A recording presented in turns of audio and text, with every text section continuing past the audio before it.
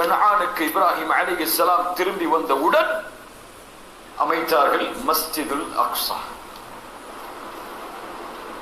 மஸ்ஜிதுல் அக்ஸாவை அமைத்தவர் யார் என்று படித்தோம் இதுவரை. மஸ்ஜிதுல் அக்ஸா யாரால் கட்டப்பட்டது? இப்ராஹிம் அலைஹிஸ்ஸலாம் கட்டினார்கள். யார் சொன்னது? ரசூலுல்லாஹி ஸல்லல்லாஹு அலைஹி வஸல்லம் சொன்னார்கள். அபூ தர் அல்-கிஃபாரி ரலியல்லாஹு அன்ஹு இந்த ஹதீஸ் முன்னாடி சொன்னோம். யா ரசூலல்லாஹ் ஐயு மஸ்ஜிதின் உதிய ஃபில் அர்த், இந்த பூமியில் முதலாவதாக கட்டப்பட்ட பள்ளிவாசல் எது? ரசூலுல்லாஹி ஸல்லல்லாஹு அலைஹி வஸல்லம் மஸ்ஜிதுல் ஹராம். ثم ஐ, அதற்கு பிறகு எது? ரசூலுல்லாஹ் சொன்னார்கள் அல் மஸ்ஜிதுல் அக்ஸா. இரண்டுக்கும் இடைப்பட்ட கால அளவு எது? 40 சன, 40 மாதங்கள் தான், 40 ஆண்டுகள் தான். இப்ப 40 ஆண்டுகள் தான் இந்த இரண்டுக்கும் இடைப்பட்ட கால அளவு.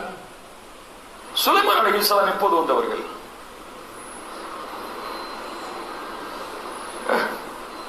மூசா அலைஹிஸ்ஸலாம், இஸ்ஹாக், யாக்கூப் அவர்களுடைய சந்ததியில் வந்த மூசா அலைஹிஸ்ஸலாம், இவர்களுக்கும் தாவூதின் மகன் சுலைமான் அவர்களுக்கும் இடைப்பட்ட கால அளவு 1000 ஆண்டுகள். இவர்களுக்கு பின்னால் வந்த மூசா அலைஹிஸ்ஸலாம் அவர்களுக்கும் தாவூதின் மகன் சுலைமான் அலைஹிஸ்ஸலாம் அவர்களுக்கும் உள்ள கால அளவு என்ன? இப்னு கஸீர் ரஹிமஹுல்லாஹ் சொல்கிறார்கள் 1000 ஆண்டுகள் இடைவெளி உள்ளது. இப்ப 40 ஆண்டுகளில் எப்படி சுலைமான் அலைஹிஸ்ஸலாம் வந்திருக்க முடியும்? இப்னு தைமியா ரஹிமஹுல்லாஹ் அதனால் தான் சொன்னார்கள், மஸ்ஜிதுல் அக்ஸாவை முதலாக இந்த பூமியில் நிறுவியவர் இப்ராஹிம் அலைஹிஸ்ஸலாம். அதற்கு பிறகு மீண்டும் அதை புதுப்பித்து ஒரு பெரிய கட்டிடமாக பினா அஸீமன், பெரிய கட்டிடமாக கட்டியது சுலைமான் அலைஹிஸ்ஸலாம். இரண்டாவது பள்ளி இப்ராஹிம் அலைஹிஸ்ஸலாம் அவர்களால் இந்த பூமியில் நிறுவப்படுகிறது மஸ்ஜிதுல் அக்ஸா. மஸ்ஜிதுல் அக்ஸாவை கட்டியதற்கு பிறகு இப்ராஹிம் அலைஹிஸ்ஸலாம் கன்ஆனியின், அந்த கன்ஆன் வாசிகளோடு தங்களுடைய காலத்தை நிம்மதியோடும் பாதுகாப்போடும் தன்னுடைய வாழ்நாளை கழிக்கிறார்கள். எதுவரை அல்லாஹ் ரப்புல் ஆலமீன் இந்த நிலுவையை கொடுக்கிறான் என்றால் யூசுப் அலைஹிஸ்ஸலாம் அவர்கள் வரை, யூசுப் அலைஹிஸ்ஸலாம் அவர்கள் வரை வந்த நபிமார்கள் எல்லோரும் கன்ஆனில் பிறந்தவர்கள். யூசுப் அலைஹிஸ்ஸலாம் அவர்கள் தான் மறுபடியும் அந்த ஊரை விட்டு பயணம் மேற்கொள்கிறார்கள். எப்படி பயணம் மேற்கொண்டார்கள்? யூசுப் அலைஹிஸ்ஸலாமுடைய சகோதரர்கள் அவர்களை கிணற்றில் வீசினார்கள். அங்கே வந்த வியாபார கூட்டம் அவர்களை கிணற்றில் இருந்து எடுத்து எங்கே நோக்கி அழைத்து சென்றது? மிஸ்ரை நோக்கி அழைத்து சென்றது. மீண்டும் மிஸ்ரை நோக்கி அழைத்து சென்று அங்கே நடந்த பிரச்சனைகள் எல்லாம் தெரியும் யூசுப் அலைஹிஸ்ஸலாம் அவர்களுக்கு. அதற்கு பிறகு யூசுப் அலைஹிஸ்ஸலாம் அவர்களை சகோதரர்கள் எங்கிருந்து தேடி வருகிறார்கள்? கன்ஆனில் இருந்து மிஸ்ரை நோக்கி தேடி வருகிறார்கள். கடைசியில் அங்கே ஒரு பிரச்சனை நடக்கிறது. அதற்கு பிறகு யூசுப் அலைஹிஸ்ஸலாம் எல்லோரையும் இங்கே வரும்படி கூறுகிறார்கள், மிஸ்ரை நோக்கி வரும்படி கூறுகிறார்கள். அதற்கு பிறகு அந்த பனி இஸ்ரவேலர்கள், யாக்கூபின் சந்ததிகள், அந்த 12 குழந்தைகள் பின்யாமீன் அவர்களோடு சேர்த்து கிளம்பி மிஸ்ரில் மறுபடியும் தஞ்சம் அடைகிறார்கள். இப்ப கன்ஆனில் மறுபடியும் எந்த நபியும் இல்லை. இந்த பயணம் எதுவரை தொடர்கிறது?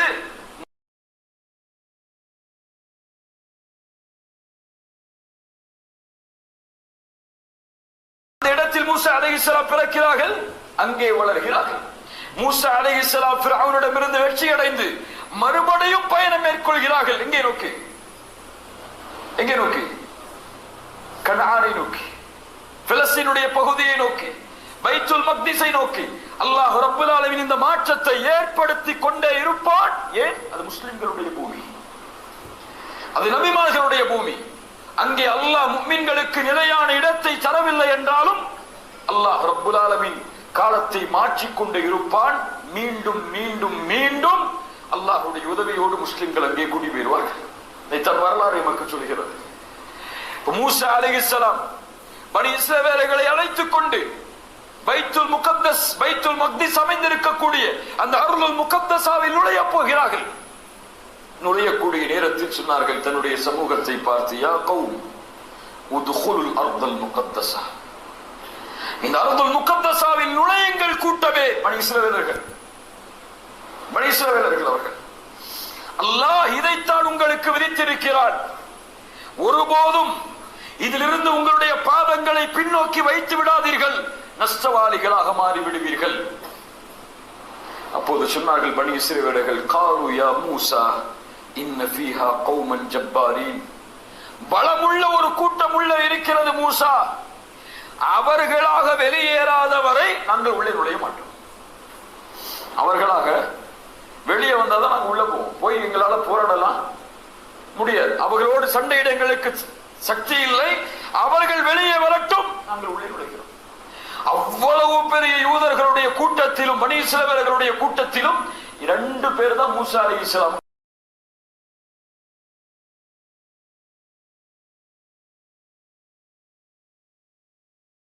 இருக்கிறோம். பனி இஸ்ரவேலர்கள் சொன்னார்கள், நீங்களும் உங்களுடைய ரப்பும் சென்று போராடுங்கள், நாங்கள் காத்திருக்கிறோம், என்ன நடக்கிறது என்று பார்க்கிறோம்.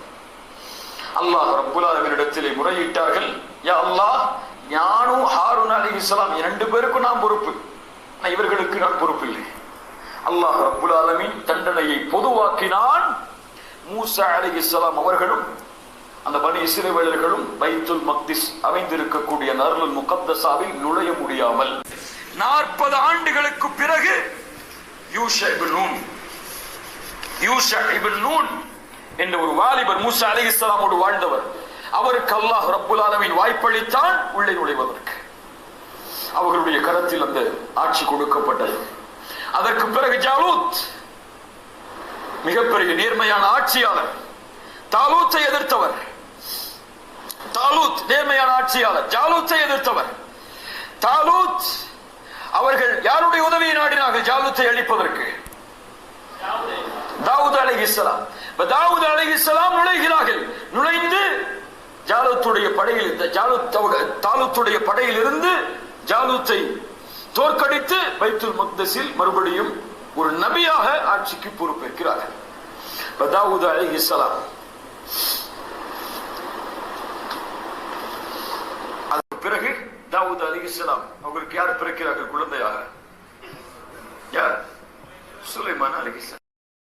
சுலைமான் அலைஹிஸ்ஸலாம் அவர்களுடைய ஆட்சி காலத்தில் அவர்களிடத்திலே அந்த பைத்துல் மக்திஸுடைய முழுமையான ஆட்சி இருந்தது. அல்லாஹ் எல்லாவற்றையும் வசப்படுத்தி கொடுத்திருந்தார். பைத்துல் மக்திஸை அல்லாஹ் அவர்கள் கட்டினார்கள். ஜின்களுடைய அவர்களுடைய அல்லாஹ் கொடுத்த அவர்களுக்கு இருந்த சக்தியை கொண்டு பைத்துல் மக்திஸ் கட்டியதற்கு பிறகு சுலைமான் அலைஹிஸ்ஸலாம் அல்லாஹ்விடத்திலே 3 துஆ செய்தார்கள்.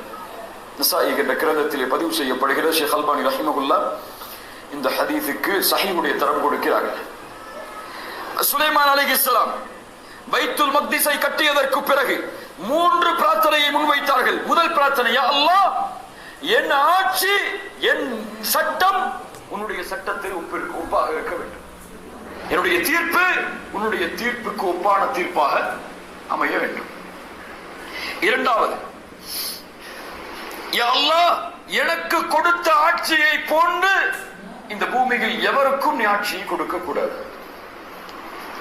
மூன்றாவது, யா அல்லாஹ், யாரெல்லாம் இந்த பள்ளியில் நுழைந்து 2 ரக்அத்துகளை தொழுது வெளியேறுகிறார்களோ அவர்கள் பிறந்த குழந்தை எப்படி பாவம் இல்லாமல் பிறக்குமோ அது போன்று வெளியேற வேண்டும்.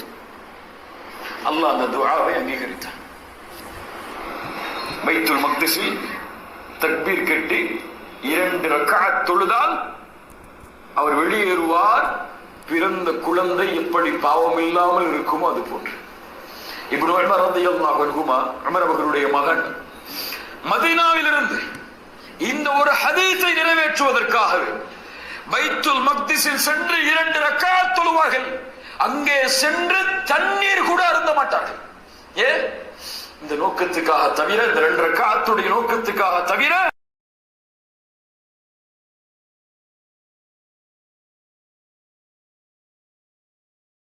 அவர்களுடைய நபித்தோழர் உமர் இப்னு கத்தாப் ரலியல்லாஹு அன்ஹு அவர்கள் சொல்லிவிட்டு உள்ளே நுழைகிறார்கள்.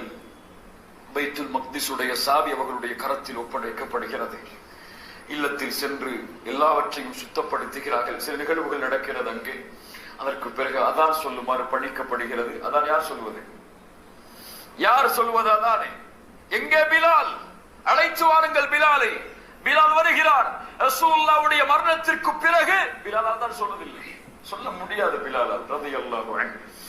உமர் அவர்கள் கேட்டார்கள், பிலால் உங்களுடைய அதானை எதிர்பார்க்கிறோம். மஸ்ஜிதுல் அக்ஸாவில் ரசூலுல்லாஹ்வுடைய காலத்திற்கு பிறகு முதலாக அதான் ஒழிக்கப்படுகிறது. அஷ்ஹது அன்ன முஹம்மது ரசூலுல்லாஹ் என்ற வார்த்தை வந்தவுடன் நபித்தோழர்கள் கலங்க ஆரம்பித்து விடுகிறார். ரசூலுல்லாஹ்வுடைய பிரிவை நினைத்து ரசூலுல்லாஹ்வுடைய வாக்குறுதி நிறைவேற்றப்படுகிறது. தும்ம ஃபத்ஹு பைத்துல் மக்திஸ். என் மரணத்திற்கு பிறகு இரண்டாவது நடக்கக்கூடிய மிகப்பெரிய முஸ்லிம்களுக்கு அல்லாஹ் செய்யக்கூடிய உதவி பைத்துல் மக்திஸ் வெற்றி கொள்ளப்படும். ரசூலுல்லாஹி ஸல்லல்லாஹு அலைஹி வஸல்லம் உடைய நினைவில் சஹாபாக்கள் அங்கே கலங்குகிறார்கள். உமர் இப்னு கத்தாப் ரலியல்லாஹு அன்ஹு அவர்களுடைய ஆட்சி காலம், அதற்கு பிறகு உஸ்மான், அதற்கு பிறகு அலி இப்னு அபி தாலிப், அதற்கு பிறகு ஹசன், அதற்கு பிறகு முஆவியா, அதற்கு பிறகு உமவியாக்கள் ஆட்சி காலம். உமவியாக்கள் ஆட்சி காலத்தில் அப்துல் மலிக் இப்னு மர்வான் அவர்தான் மீண்டும் அந்த பள்ளியை புதுப்பிக்கிறார். ஒரு குப்பா கட்டப்படுகிறது. இன்னைக்கு பாக்குறோமா இல்லையா, மஸ்ஜிதுல் அக்ஸான்னு சொல்லி ஒரு குப்பாவை காட்டுறாங்க. ஒரு குப்பா, அது மஸ்ஜிதுல் அக்ஸாவுடைய பகுதியில் இருக்கக்கூடிய பள்ளிவாசல். அது மஸ்ஜிதுல் அக்ஸா அல்ல, அது மஸ்ஜிதுல் அக்ஸா அல்ல. அப்துல் மலிக் இப்னு மர்வான் அவர்களால் கட்டப்பட்ட கட்டிடம் அது. மஸ்ஜிதுல் அக்ஸாவே கட்டப்பட்டு அவர்களுடைய ஆட்சி காலம் முடிவடைகிறது. அதற்கு பிறகு சிறிது காலத்தில் மீண்டும் முஸ்லிம்களுடைய கரத்தில் இருந்து 1099 கிறிஸ்து பிறந்ததற்கு பிறகு 1099 மீண்டும் சிலுவை யுத்தம் நடந்து கிறிஸ்தவர்களுடைய கரத்தில் பைத்துல் மக்திஸ் மீண்டும் செல்லுகிறது. அதற்கு பிறகு 90 ஆண்டுகள் முஸ்லிம்களால் பைத்துல் மக்திஸை நெருங்க முடியவில்லை. சிலுவை யுத்தம் நடந்து முஸ்லிம்கள் நடத்தப்பட்ட முறை சாதாரண நிலை அல்ல. 70,000 முஸ்லிம்களை பைத்துல் மக்திஸில் வைத்தே கொலை செய்தார்கள். பைத்துல் மக்திஸ் குதிரைகளுடைய கால் பகுதி நனையும் அளவிற்கு முஸ்லிம்களுடைய ரத்தத்தால் நிரப்பப்பட்டது. அவ்வளவு குரோத போக்கை, வெறுப்பை அவர்கள் கடைபிடித்தார்கள்.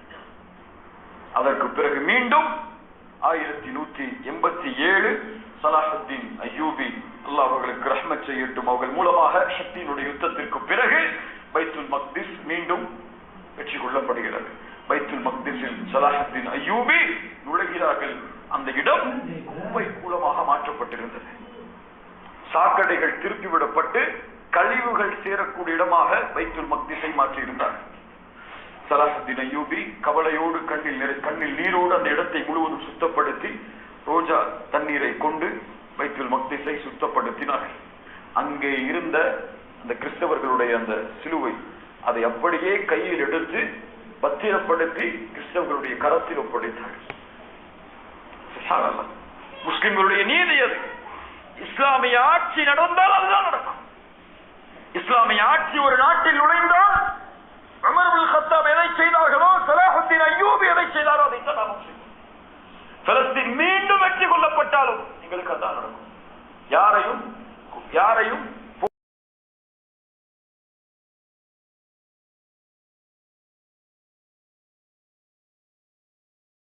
அதற்கு பிறகு பைத்துல் மக்திஸ் இன்று வரை முஸ்லிம்களுடைய கரத்தில் இல்லை. ஆனால் மீண்டும் மறுமைக்கு முன்னால் பைத்துல் மக்திஸ் முஸ்லிம்களுடைய கரத்தில் ஒப்படைக்கப்படும். நம்முடைய உள்ளத்தில் ஆழமாக குடிகொண்டிருக்க வேண்டும். இன்று நடக்கக்கூடிய சூழ்ச்சி சாதாரண சூழ்ச்சி அல்ல. பைத்துல் மக்திஸை தரைமட்டமாக்க வேண்டும் என்று யூதர்கள் செய்யக்கூடிய சூழ்ச்சி சாதாரண சூழ்ச்சி அல்ல. பைத்துல் மக்திஸிற்கு கீழே சுரங்கங்கள் தோண்டப்பட்டு பைத்துல் மக்திஸ் தரைமட்டமாக ஆக்குவதற்குரிய எல்லா முயற்சிகளும் நடந்து கொண்டிருக்கிறது. அவர்களுடைய ஒரே குறிக்கோள் சுலைமான் அவர்களை வணங்கக்கூடிய ஒரு இருப்பிடத்தை, ஒரு ஹைக்கல் என்ற ஒரு கோயிலை அங்கே கட்டுவதுதான். பைத்துல் மக்திஸை எடுத்து வெளிப்படையாக அறிவித்து விட்டார்கள். அது நடக்கும் வரை அவர்கள் திருப்தி அடைய மாட்டார்கள். அதற்கான போராட்டம் தான் இன்று முஸ்லிம்கள் செய்யக்கூடிய பலஸ்தீன் வாசிகள் அல்லது அவர்களோடு சேர்ந்து முஸ்லிம்கள் போராடக்கூடிய காட்சிகள். நிறைய அதனுடைய நிகழ்வுகள் எல்லாம் உங்களுக்கு தெரிந்திருக்கலாம். அங்கே எல்லோரும் செல்ல முடியாது. ஜும்ஆவிற்கு எல்லோரும் கலந்து கொள்ள முடியாது. ஒவ்வொரு நேரத்திற்கு பெண்கள், ஒவ்வொரு நேரத்திற்கு ஆண்கள் என்று ஒவ்வொருவரும் தனித்தனியாகத்தான் நுழைய முடியும். யூதர்கள் பாதுகாப்போடு உள்ளே நுழைவார்கள், நடக்கிறது என்று தெரியாது, அதை சேதப்படுத்துகிறார்கள் என்று தெரியாது. அவர்களுடைய ஒட்டுமொத்த நோக்கமும் பைத்துல் மக்திஸ் தரையோடு தரையாக மாற வேண்டும், தங்களுடைய வணங்கும் இடம் அங்கே வர வேண்டும் என்பது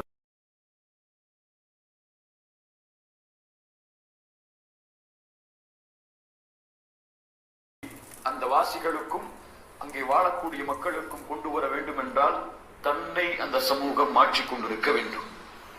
அப்போதுதான் அல்லாஹ்வுடைய உதவியை அந்த சமூகத்திற்கு எம்மால் கொண்டு வர முடியும். தன்னை மாற்றிக்கொள்ளாத சமூகம் வாயளவில் எதை பேசினாலும் அல்லாஹ் அதற்கு உதவி செய்ய மாட்டார். அல்லாஹ் ரப்புல் ஆலமீன் நம்மை சீர்படுத்துவானாக. அல்லாஹ் ரப்புல் ஆலமீன் நம்மை சுத்தப்படுத்துவானாக. அல்லாஹ் ரப்புல் ஆலமீன் நாம் மரணம் அடைவதற்கு முன்னால் 2 ரக்அத்துகள் இன்ஷா அல்லாஹ் பைத்துல் மக்திஸில் தொழுவதற்கு அல்லாஹ் ரப்புல் ஆலமீன் நமக்கு வாய்ப்பளிப்பானாக. என் கண்கள் இந்த உலகத்தை விட்டு மறைவதற்கு முன்னதாகவே அல்லாஹ் அந்த இல்லத்தை வெற்றி கொள்ளப்பட்ட செய்தியை நம்முடைய கண்களாலும் காதாலும் கேட்பதற்கு அல்லாஹ் ரப்புல் ஆலமீன் எமக்கு உதவி செய்த அந்த நாளை விரைவுபடுத்துவானாக. அதற்கு எதிராக சூழ்ச்சி செய்யக்கூடிய எல்லா சூழ்ச்சியாளர்களுடைய சூழ்ச்சிகளையும் அல்லாஹ் ரப்புல் ஆலமீன் அவர்களுக்கு எதிராகவே திருப்பி விடுவானாக.